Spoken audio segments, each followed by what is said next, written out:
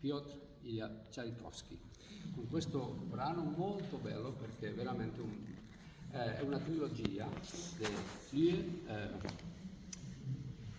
Lieu dans lieu cher, on peut dire, un posto amato, no? Quindi è molto interessante questo pezzo.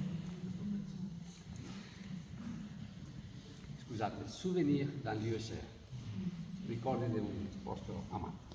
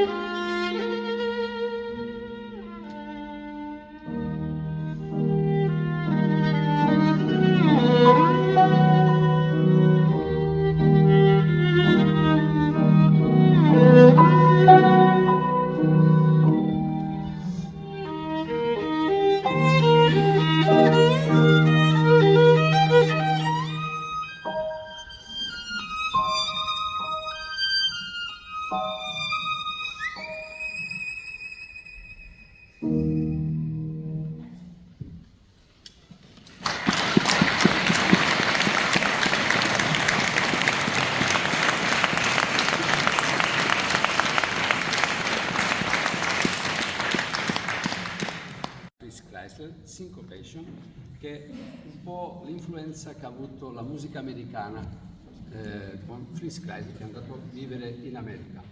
Lui è morto in America nel 1962, è stato nato nel 1875. Diciamo che il suo percorso è stato in Europa e poi è andato, come tanti, a fare la sua carriera in America. Questo pezzo, diciamo, un po' l'influenza del jazz, la sincopa è una caratteristica del proprio jazz.